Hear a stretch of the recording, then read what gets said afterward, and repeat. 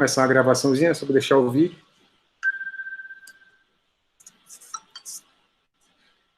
Muito bem. Muito bem, então nós vamos tratar do tema, né, que é sobre o otimismo e o agradecimento. Mas a Ave Maria, né, para a gente poder ter uma luz especial. Ave Maria, cheia de graça, o Senhor é convosco, bendita sois vós entre as mulheres, bendito é o fruto do vosso ventre, Jesus. Santa Maria, Mãe de Deus, rogai por nós, pecadores, agora e na hora da nossa morte. Amém. Bom, para falar desse tema, na verdade, para falar de qualquer tema, eu tenho uma tendência a começar falando de um que eu gosto muito e tem tudo a ver com o tema de hoje, com os dois temas de hoje. Isso chama-se a liberdade, né? Bom, o que é liberdade? O conceito que eu adotei, principal de liberdade, de São Tomás de Aquino, é a capacidade de se autodeterminar ao bem. E falar de otimismo e falar de gratidão é falar de uma relação nossa com o bem e com os bens que se apresentam na nossa vida, né? Então, vamos lá. Olha o que acontece. Se a liberdade é a capacidade de se autodeterminar, de se encaminhar para o bem, portanto, ela envolve a aptidão para poder perceber o bem, a capacidade de aderir ao bem, e ela pressupõe também uma maturidade tal nessa interação que desenvolve uma simpatia pelo bem. As três palavras aqui não estão à toa. Eu falava em percepção do bem, ou seja, pela inteligência humana. Captar a verdade, o verdadeiro bem. Segundo ponto, adesão ao bem. Eu falo da vontade. É eu poder agir conforme esse bem que a inteligência me mostra. E eu falei em simpatia pelo bem. É a afetividade, ter o gosto em fazer o bem, né? E, na verdade, toda educação que a gente recebe na nossa vida deveria, né, ela está orientada para que a gente realmente aprenda a perceber o bem, a verdade, aderir ao bem, a verdade, e ter a simpatia, ter gosto, né, em fazer o bem e agir conforme a verdade. Então, inteligência, vontade e afetividade. Enquanto isso, a gente lembrar um pouquinho que entre os próprios bens que a gente vai reconhecer na vida, vai aderir, que a gente vai ter simpatia, eu tenho que entender que tem categorias diversas. Tem bens que são mais essenciais e bens que são mais secundários, não é? Vai ter aquele bem chamado simpliciter e o bem secundo quid. Então, bem essencial, a vida, um bem essencial. Bem secundo quid, quero um carro de tal marca, um bem secundário, né? E a gente anota que as pessoas, às vezes, se atrapalham na vida quando não sabem identificar o que é essencial e o que é secundário. E trocam, portanto, fins e meios. Isso vai prejudicar. Vai prejudicar também em matéria do otimismo, vai prejudicar também em matéria de gratidão. O conceito de mal, de rigor, é a ausência do bem devido. Portanto, o mal, enquanto tal, é bom que a gente saiba disso. Não tem existência real. Claro, não estou falando que o demônio não existe, aqueles que querem levar para o lado ruim da vida, não é isso. É que o mal, conceitualmente falando, é a ausência do bem devido. Portanto, a entidade dele é uma ausência, é um buraco. Tá? Não é uma afirmação do conteúdo. E também, só dessa ideia, já levaria a gente a pensar o seguinte: o otimismo, a gente vai ver mais adiante, mas a pessoa percebeu os bens que estão disponíveis para ela. Então, olha que interessante. A percepção dos bens que estão disponíveis para a pessoa otimista é muito maior. A capacidade dela, eventual, de aderir a esse bem, também. E até a simpatia dela. Essa própria simpatia facilita a percepção, né? A gente vai notando que dá para, com esse jogo, essa ideia, né? Percepção do bem, adesão do bem, simpatia pelo bem, e facilita a pessoa a ser livre, que a capacidade de se autodeterminar ao bem tem tudo a ver com ser otimista e com saber agradecer, que reconhecer um bem recebido. Reconhecer o bem recebido. Bom, então, pensando aqui, o que seria o otimismo, né? Eu estava tentando criar uma conceituação e me passava essa ideia, né? Seria essa capacidade, né, de, nas diversas circunstâncias da vida, perceber bens acessíveis, aderir a eles, né? O oposto ao pessimista, que ele começa, de certa forma, a pensar que só tem males. Ele só vê a ausência do bem. Então, nesse contexto, ele fica mais vulnerável, menos livre, e não consegue desfrutar todas as opções ao redor dele, né? Então, o otimismo tem a ver, portanto, com uma certa habilidade mesmo, né? E esse hábito, que é algo que é estável. Tá? Agora, o que não é, por sua vez, o otimismo? Né? Não é aquela ilusão, pessoa que se ilude, que ela gera com a imaginação falsos bens, por exemplo, ou que ela gera com a sua emoção um falso sentimento de que está tudo bem, vai dar tudo certo. Tá? Então, isso derrigou-se uma falsificação do otimismo. E as pessoas, porque o otimismo, por ser virtude, tem pé na realidade, no funcionamento do aparato humano, antropologicamente falando, que me orienta a descobrir os bens que estão ao redor, né, e me faz, portanto, optar por eles, em qualquer situação. Lembrando que eu falava antes, filosoficamente, o mal é a ausência do bem devido. Portanto, em cada momento da minha vida, tem vários bens à disposição.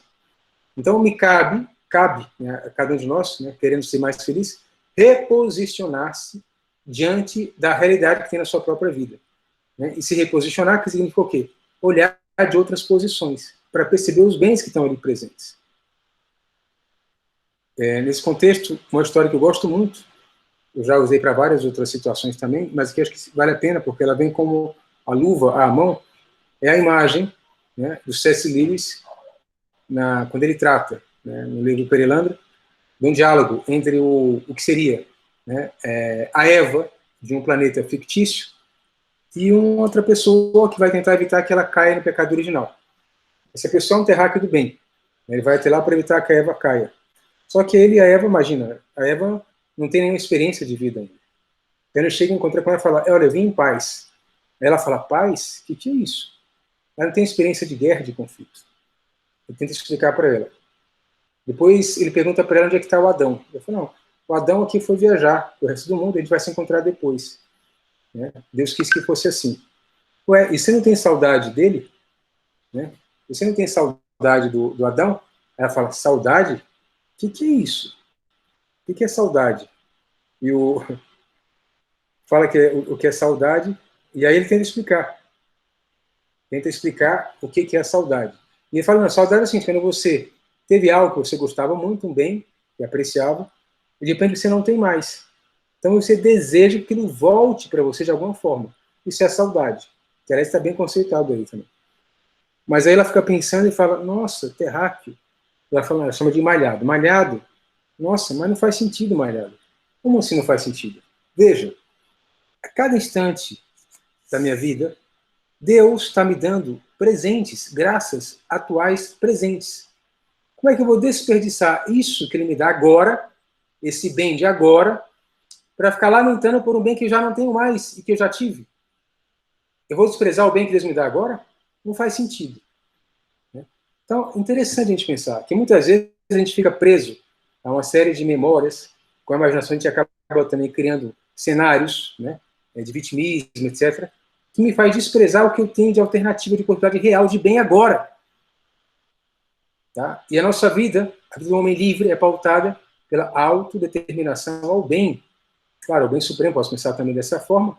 Né? Então, eu tenho que saber escolher os bens que estão disponíveis para mim, em cada instante da vida. Essa que é a ideia aqui. Bom, então, voltando para a nossa narrativa. Então, essa imagem mostra isso, quer dizer, eu não posso me ater aos bens que eu não tenho, porque é um caminho errado. Tá? Claro, eu posso fazer um plano para ter um bem futuro, né? A gente vai falar um pouquinho disso também. Né? Mas o que eu estou fazendo aqui, a crítica, é a pessoa que vive de modo imaginário, equivocadamente, né, pretendendo bens e desprezando aqueles bens que ela não tem acesso, não estão próximos, e despreza aquilo que está muito próximo dela, quase evidente. Por alguma razão ela não está percebendo, falava os três, né? Não está percebendo, não está aderindo, e não está sabendo aprender a gostar do que ela tem próximo dela. Então, é libertador realmente saber enxergar o bem, saber querer o bem que se pode querer, né? E também, no caso, nutrir essa simpatia. Outra imagem que me ocorre também é essa, né? A gente, às vezes, sem perceber, sociedade, a classe média, porque a gente vai gerando, por vezes, uma série de necessidades, e parece que certos bens são necessários para a gente ser feliz. Né? A gente vai se prendendo a eles. Mas, nesse caso, você vai um dia visitar uma favela, né, uma região muito pobre, e acho que as pessoas que estão ali, estão felizes, são alienadas. Porque, imagina, ela não tem certas coisas que a gente julga tão básicas e necessárias. E a gente acha que o Vila Alegre era um alienado. Que, aliás, é que, em parte, o discurso marxista, né? O povo estaria sendo alienado E a religião até faria isso, né? Segundo eles, né? O ópio. Então, o que acontece? Aquela pessoa, na pobreza de bens materiais, na circunstância que ela vive, ela encontrou outros bens com os que ela pode dirigir a vida dela. E ela dá um sentido pleno com aquilo que ela tem em mãos. Aliás, isso é libertador, inclusive, né, para a nossa própria vida. Né? Então, ao invés de julgar que aquele que está na favela feliz é um alienado, pensa que talvez seja você o alienado, ao tendo acesso a tantos outros, fica às vezes paranoico, né, e não conseguir exatamente ter a felicidade do outro. Então pode ser exatamente o oposto. Há um ditado que fala que tem mais quem precisa de menos. Né? E a gente sabe que quantas pessoas se alegram, de fato, nessa vida, quando aprendem a ver o desprendimento. Não é? Tem mais quem precisa de menos. Você se sente realmente livre. Ela captura os bens essenciais. Um autor que eu costumo citar também, Victor Frankl, fala disso, né? Que a felicidade depende de encontrar um sentido para a vida. Portanto, um bem pelo qual vale a pena se dedicar.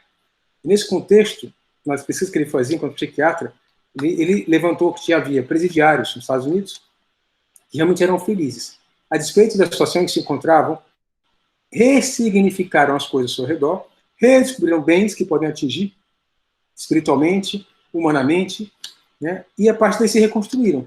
Enquanto isso, muitos ricos e milionários têm milhares de bens à sua disposição, a capacidade de ir e vir em qualquer lugar, estavam frustrados.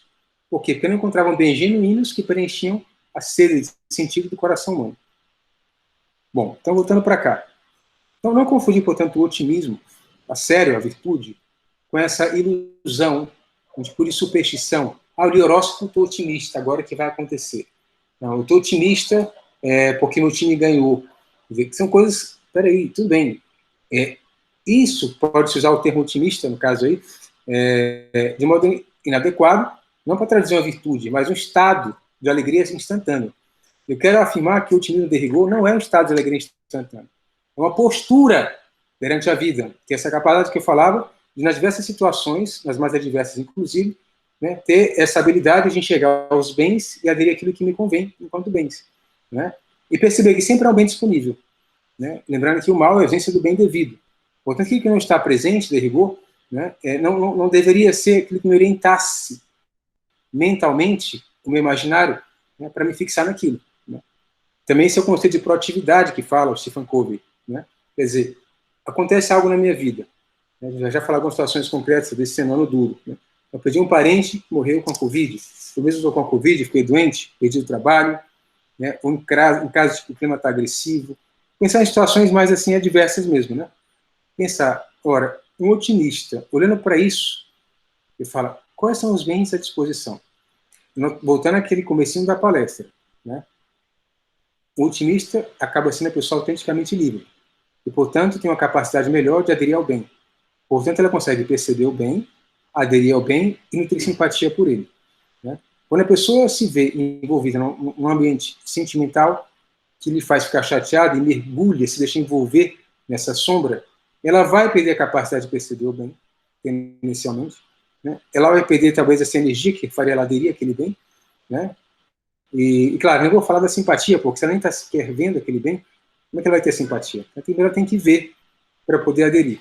Então, nas situações mais duras da vida, né, a pessoa otimista, ela, peneirando os fatos, os acontecimentos, ela vai chegar lá.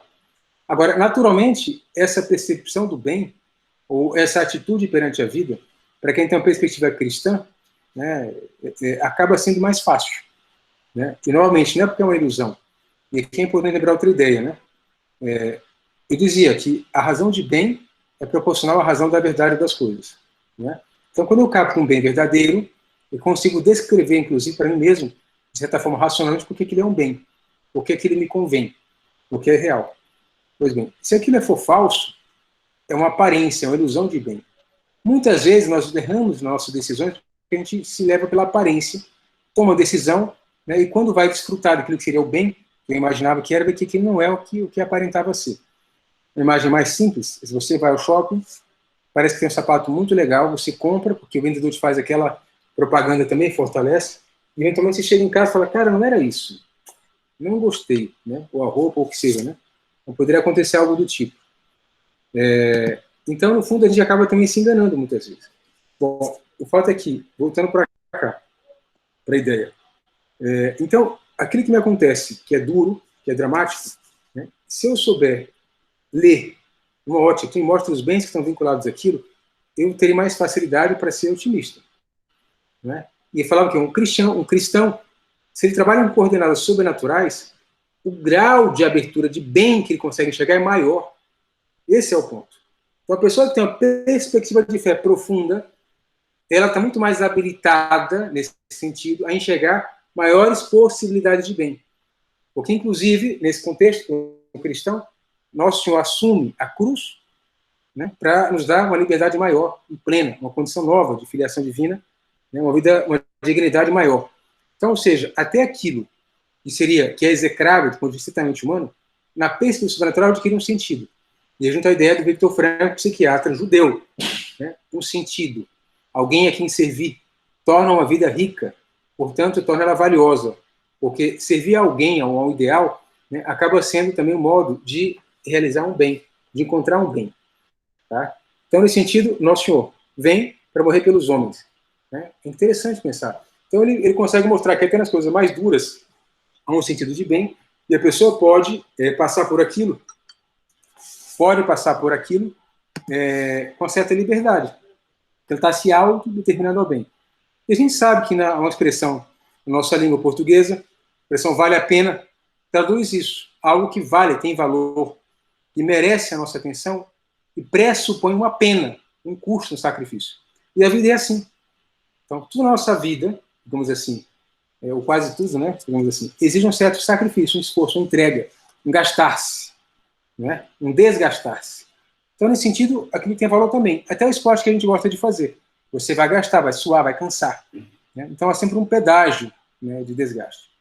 Então, nesse contexto, naturalmente, o otimista sabe também que ele vai ter que, às vezes, sofrer, ele vai ter que gastar-se, né? Ele já percebeu o bem, mas para aderir aquele bem vai exigir uma demanda, um esforço, uma entrega maior também. Não é? E às vezes tem gente que vai ser pessimista porque não está disposto a abraçar esse esforço, esse sacrifício também. Não é? E eu falava no comecinho, percepção do bem, a adesão do bem. Então, às vezes, o pessimista ele até percebeu, mas não consegue aderir. Ele fica frustrado. Ele não consegue ver que ele vai ter que gastar energia, vai ter que se empenhar. Né? Que aquele bem que ele almeja, ou que ele vê que tem valor, não necessariamente está disponível, pronto, à mão dele. Né? Então, e essa tarefa, portanto, que leva ao esforço, ao empenho, eu devo enxergá-la como um bem. E aí aqui é importante diferenciar uma coisa que é fundamental para o otimista, autenticamente otimista. Uma coisa é algo que é bom, outra é algo que é gostoso.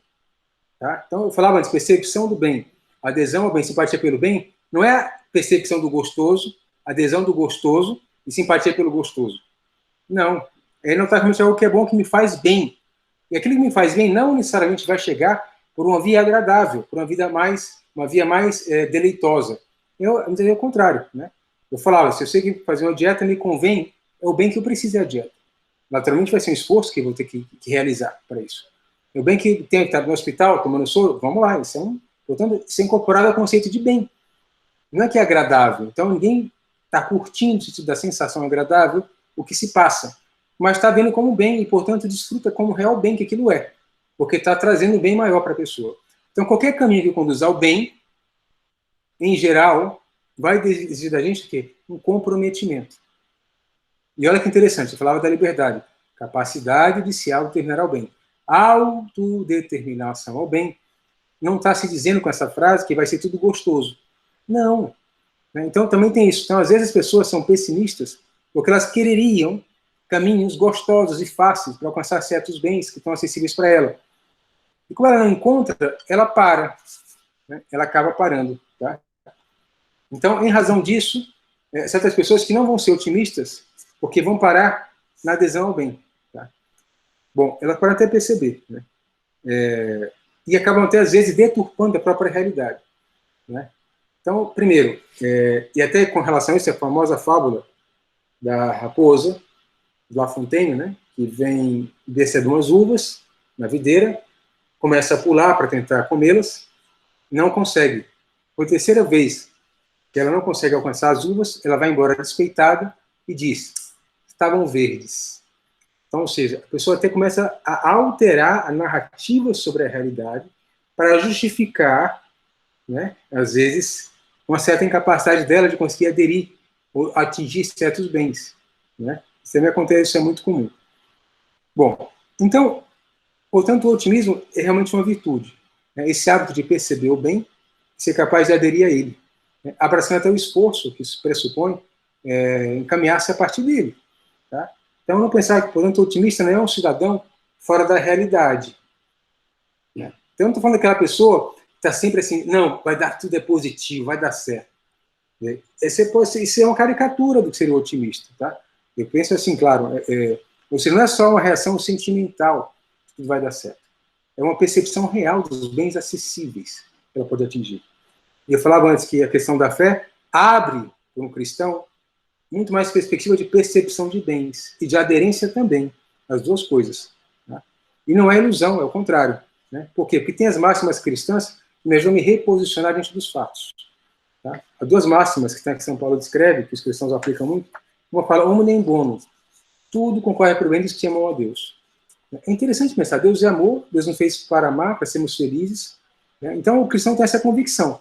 Essa convicção me facilita que em cada situação que eu passe, eu saiba, algo de bem aqui me espera. Tem algo de bem.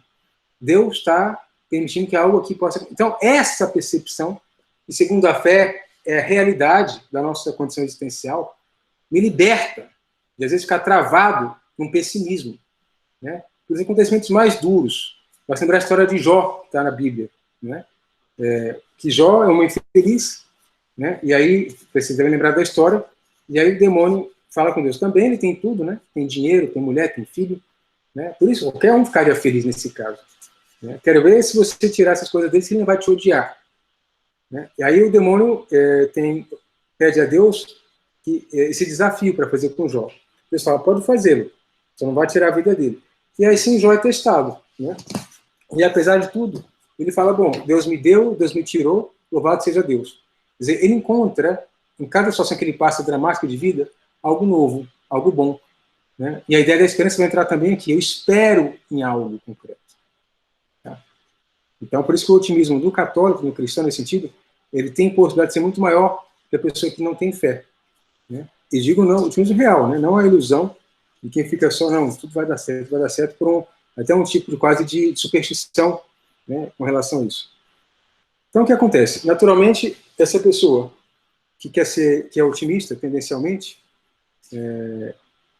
ela deve avaliar também, né, de certa forma, um pouco isso, né? Ela recalcula a rota dela várias vezes. Né? E ela tem a capacidade de ressignificar as coisas. Essa palavra que é importante para a nossa palestra. Ressignificação. Né? Desinstalar-se de certos ambientes. Então, a pessoa que sabe, filha de Deus também, que Deus, que a providência divina existe, é real, e que sabe, racionalmente, porque é assim, a vida nossa aqui é passageira, eu não tenho um controle total sobre ela, então viver achando que eu tenho total controle sobre ela é uma ilusão. Isso não é realismo. Né? Segundo ponto, julgar que eu que criei todas as situações que estão aqui ao meu redor também é outra ilusão. Então, saber que não fui eu, que não sou o centro do universo, nesse contexto, me ajuda também, é um realismo e é otimismo. Né? Porque a pessoa que tem essa perspectiva, ela, às vezes, ela vai ficar um pouco pessimista, muitas vezes. Né? Ou então ela vai entrar na ilusão também, outra ilusão. Bom, o fato é que é o seguinte, eu vou falar um exemplo de situações dramáticas. Uma pessoa está com uma Covid muito violenta, perdeu um parente, em casa está uma crise, né, no relacionamento familiar, a pessoa está com depressão, né, ela tem dívidas que não consegue pagar também, né, tem outras sequelas da doença que ela já teve, está presa, porque cometeu um crime, está presa injustamente, né, ou seja, então são situações duras de sofrimento. Agora, a nossa vida nunca se limita somente a um quadro, ou somente à ausência de um determinado bem. Novamente, tem outros presentes, outros bens ao meu redor, estão à disposição. A começar porque eu estou vivo. Então, esse é o contexto que me levaria a avaliar, olhar para a realidade e pensar, tem muitas opções. Eu tenho que me desprender, me desinstalar, às vezes, num ar de vitimismo, que me leva a perder a capacidade de enxergar, né, e até a força para aderir, para poder ter uma visão mais ampla da minha realidade pessoal. Né? Então, a pessoa que é realista, autenticamente, ela vai tender a ser otimista, né, porque ela vai começar a enxergar esses outros bens. Naturalmente, eu falava antes, a educação pode facilitar ou dificultar essa percepção do bem, a aderência ao bem e a simpatia por ele. Isso é fundamental. E é nesse contexto que volto a reforçar. A perspectiva cristã, ela acaba forjando nas pessoas, mesmo quando elas não têm fé, porque se foram criadas nessa atmosfera, uma facilidade maior para ter esse tipo de percepção, né? A percepção que leva a enxergar as várias opções que tem ali. Bom, muitas vezes, para poder voltar, ou para ter maior otimismo, eu preciso, portanto, que ressignificar as coisas, reavaliar com a imaginação e a memória os fatos da minha vida passada que eventualmente demarcaram uma conduta pessimista ou de falta de esperança, não é? Então, e aí é importante pensar também o seguinte: a própria memória e a imaginação humana são muito frágeis. Quer dizer, isso daqui por quê?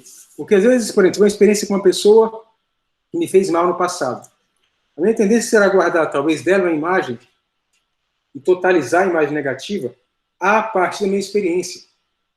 Só que toda pessoa pode, com o tempo, mudar. E talvez aquela pessoa tenha sido comigo assim, mas não é que aquilo seja substancialmente a natureza dela. Então, se eu guardo aquela memória negativa que eu tive, né, por uma experiência ruim com aquela pessoa, eu estou perdendo a minha percepção de enxergar outras coisas boas que talvez ela possa fazer para ajudar a sociedade, para servir, né? Então é importante notar que às vezes nossas memórias, as nossas experiências pessoais podem nos ajudar e podem nos prejudicar, né? Então essa reabertura para ressignificar pela memória e pela imaginação é importante.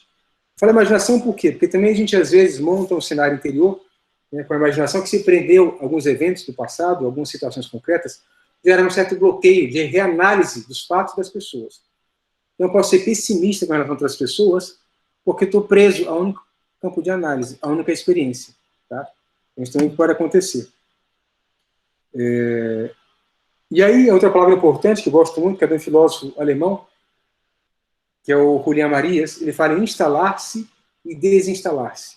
Cada um de nós está vivendo, cada um na sua condição de vida, no seu contexto, está instalado a uma série de circunstâncias aí, uma série de hábitos, de costumes, de percepções. Então, às vezes, eu tenho que notar que eu posso estar, às vezes, travado, sem ver coisas melhores, porque me falta fazer um exercício de desinstalação. Desprender-se, eu falava até dos risos, da memória, da imaginação, dar-se a chance de resetar, reavaliar fatos, eventos e pessoas, inclusive. E, inclusive, a si próprio. Mas depois você é pessimista, eu não consigo de jeito nenhum. Por quê? O que te impede de? Né? Ela própria se fechou num juízo acerca de si, que torna ela presidiária dessa imaginação, dessa memória. Né? Então a gente fala também uma crença limitante, que o pessoal, né, fala bastante, isso acaba acontecendo também. Então tem que se aprender a ressignificar, para poder reinaugurar, né? E assim vai ter acesso a outros bens disponíveis nela própria, inclusive, que ela não está percebendo, que não está enxergando. Tá? E naturalmente, na perspectiva cristã, isso é muito maior.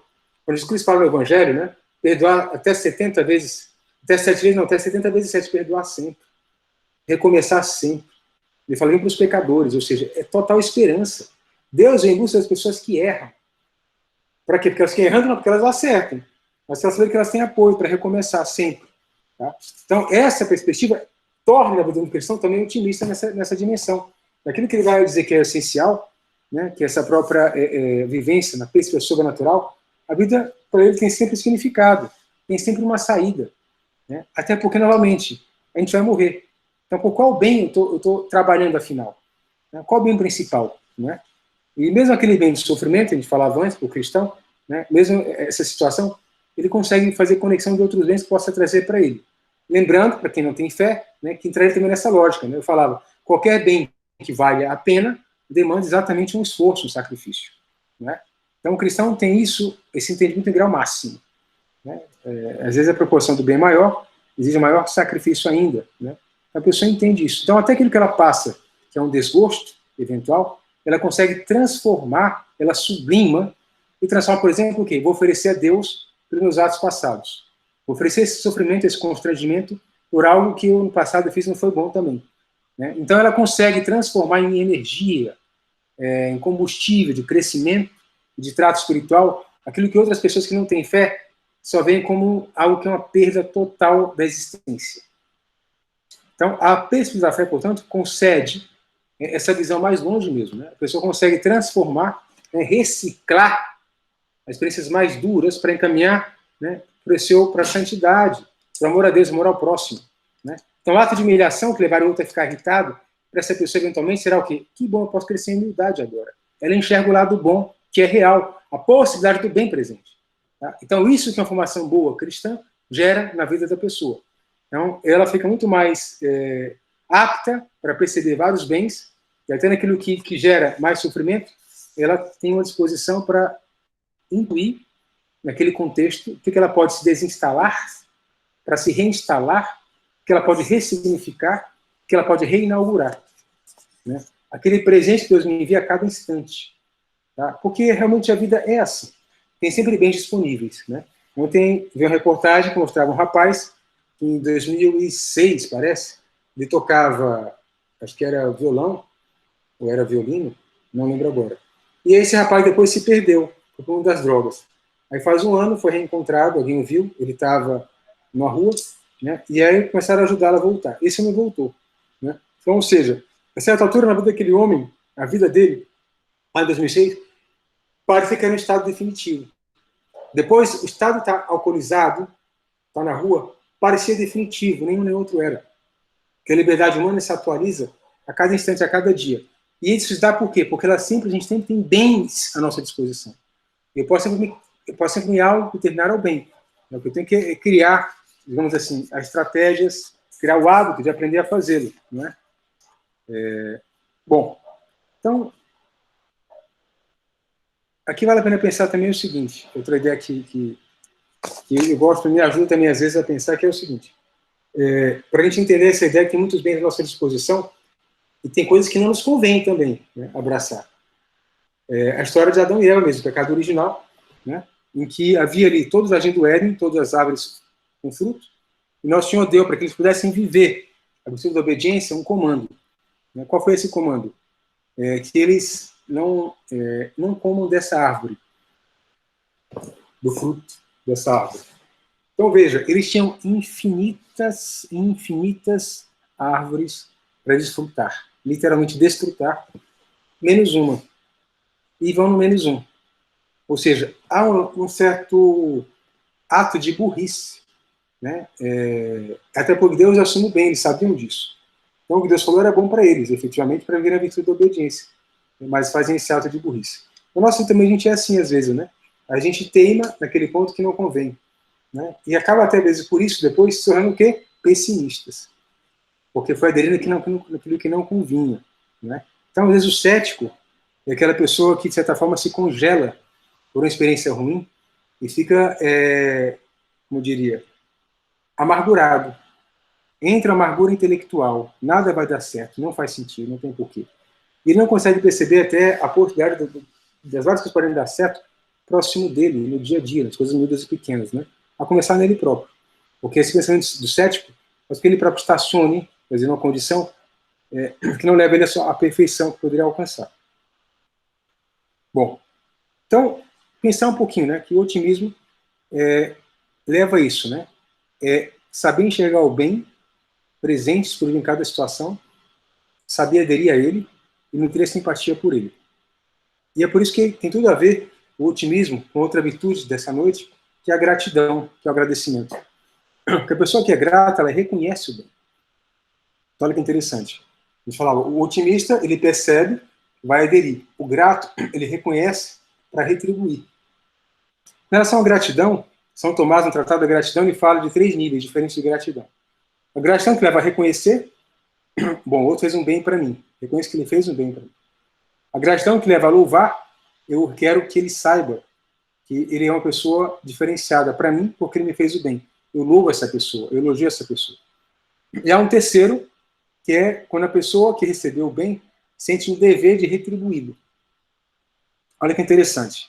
A palavra, o agradecimento, em inglês e em alemão, é to think, to thank you, vem de to think, de pensar. Então, e o alemão é o danken. São 2 expressões que têm a ver com a consideração intelectual, o reconhecimento que eu recebi um bem de alguém. Quando eu falo o merci em francês, o grazie em italiano, o gracias em espanhol, eu estou louvando a pessoa que me fez um bem. Agora, só tem 2 línguas que vão no terceiro patamar mais profundo da gratidão, segundo o Tratado da Gratidão. É o português, obrigado, Obrigado. Olha o sentido da palavra. E o arigato do japonês, no qual a pessoa que recebeu o bem se coloca subordinada de alguma forma ao outro, e um dever de retribuir aquele bem. E é bem assim mesmo. No Japão é mais forte do que no Brasil, né? Então, de certa forma, se eu reconheço o bem que me fez alguém, e para mim aquele bem tem um valor tal, deve me levar, além do reconhecimento, a um desejo profundo de retribuir aquele bem, né? Então, isso gera uma conduta de vida em que, claro, quanto mais agradecida uma pessoa for, é evidente que ela perceba que mais bens ela recebeu. Ser grato, portanto, seria uma condição real e autêntica de toda pessoa. Porque quem sempre recebe vários bens, tá? Desde a dimensão espiritual, quem queira considerar os dons, as graças divinas, a conta ajuda de outras pessoas também. A pessoa que é pouco grata, ela pouco reconhece o bem que se recebe, né? E reconhecer o bem que se recebe acaba sendo uma atitude dentro do ser humano, moralmente falando, né, na vida moral humana, que torna a pessoa mais feliz, porque ela se sente amada até por isso.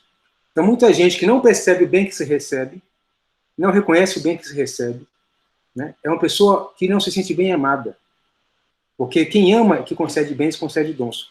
Novamente, o cristão tem aqui uma vantagem tremenda, né? Ele sabe que Deus o ama, né, nesse sentido, então que Deus oferece vários bens, e nesse contexto o cristão faz isso. Senta aqui, eu estou acabando aqui a palestra. Tá bom, estou dando uma palestra aqui ao vivo. Aqui. Tá bom, obrigado. Então, nesse contexto, é que a pessoa que reconhece, ela é feliz, né, nesse sentido, e ela tá plena, né? Ela consegue sentir-se amada. Então, a gratidão diz muito daquela pessoa se ela se sente amada ou não também. Tá? E a gratidão, ela passa por esse reconhecimento do bem. Tá? Então, pensar um pouquinho, né? Como é que é a minha gratidão com relação aos demais? Com relação a Deus? E quando eu falo demais, até aos mortos também. Tudo que a gente desfruta hoje na sociedade, né? E outras pessoas que legaram para a gente, né? A ideia de sustentabilidade, de certa forma, pela sustentabilidade delas, a gente está desfrutando de várias coisas hoje em dia, né? Pessoas vivas, né? Pessoas próximas, pessoas distantes. Como é que é a minha gratidão a todos eles? E qual é o nível de gratidão que eu tenho? Esse do reconhecimento ou esse do comprometimento da conduta? Me coloco como que obrigado a retribuir. Né? E, novamente, o ser humano foi feito para amar, né? E para ser amado. E assim ele é feliz.